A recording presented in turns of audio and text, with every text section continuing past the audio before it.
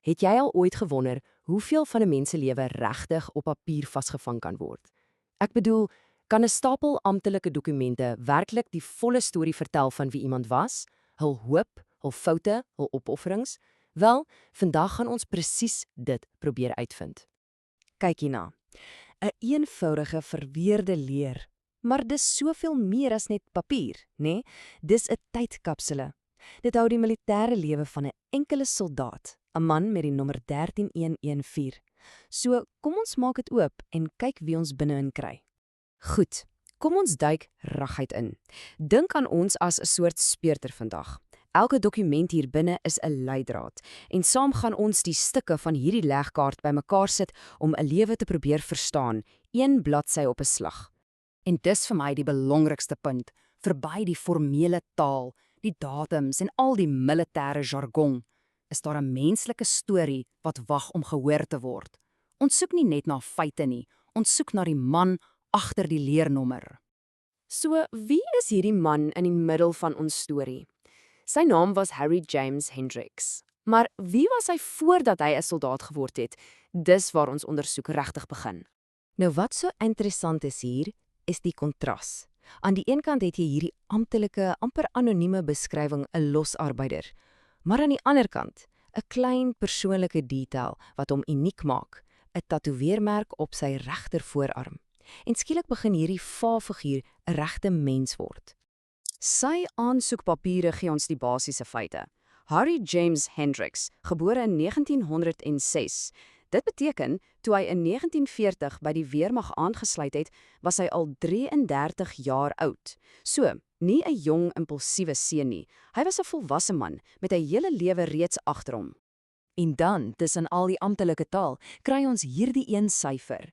En hierdie syfer, wel, dit verander alles. 5. Hy was 'n pa van 5 kinders. Dink net daaroor. Sy besluit om oorlog toe te gaan was nie net 'n persoonlike een nie. Dit het 'n hele gesin geraak. En so begin die volgende groot hoofstuk.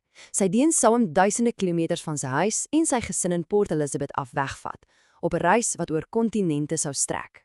Hierdie tydlyn gee ons so 'n voëlvlug oor sy wêreld, van sy aansluiting in 1940 tot sy ontslag in 1947. En let op die groot spronge. Dis eers 3 jaar na sy aansluiting wat hy Egipte toe gestuur word en toe 'n jaar later na die intense gevegte in Italië. Dit was 'n lang, uitgerekte oorlog vir hierdie man. En vir daardie diens is hy amptelik erken. Kyk na hierdie ondrukwekkende lys. 6 medaljes wat sy deelname aan die veldtogte in Afrika en Italië dek. Op papier skets dit die portret van 'n gedekoreerde held. Volgens die amptelike rekord was hy 'n goeie, toegewyde soldaat. Maar, soos dit maar is in die lewe, vertel die medaljes en die amptelike toekennings selde die hele storie. As ons 'n bietjie dieper in die leier krap, tussen die lyne van die formele verslae, begin 'n veel meer ingewikkelde en meer menslike prentjie na vore kom. Die weermag het mos 'n manier om alles netjies op te som, nê? Sy amptelike diensstaat sê sy karakter was goed en sy matigheid matig. Dit is die weermag se kort amptelike opsomming van die man. Op papier klink dit eenvoudig en reguit, 'n goeie, betroubare soldaat. Maar dis wanneer jy hierdie twee kante langs mekaar sit, dat die prentjie eers duidelik word. Aan die een kant die 6 medaljes vir dapper diens. Aan die ander kant wys die dissiplinêre logboek iets anders. Hy's gestraf vir onwettige afwesigheid, hy's gevonnis tot kasernebeperking, hy het dae se betaling verloor. Dit wys jou die spanning, nie tussen goed en sleg nie, maar tussen die held en die mens. So, die eintlike punt is dit. Hierdie teenstrydighede maak hom nie 'n slegter soldaat nie. Inteendeel, dit maak hom eg. Hy het sy plig gedien, hy het medaljes verdien, maar hy het ook gesukkel. Hy het foute gemaak onder die ondenkbare druk van oorlog en dit is die storie van 'n regte mens. Na meer as 6 jaar se diens kom elke soldaat se storie uiteindelik by hierdie punt uit, die einde van die oorlog en die begin van 'n nuwe lewe as 'n gewone burger. So, hoe het Harry Hendricks se militêre hoofstuk afgesluit? En hier's die antwoord. Na die veldslae in Noord-Afrika en die berge van Italië, na jare weg van sy huis af, keer hy terug na 'n doodgewone lewe. Hy gaan werk as 'n fabriekswerker by General Motors, terug in sy tuisdorp. Al daai wêreldveranderende gebeure van die oorlog maak plek vir die eenvoudige ritme van 'n alledaagse werk. 6 jaar en 244 dae, laat daai syfer net vir 'n oomblik insink.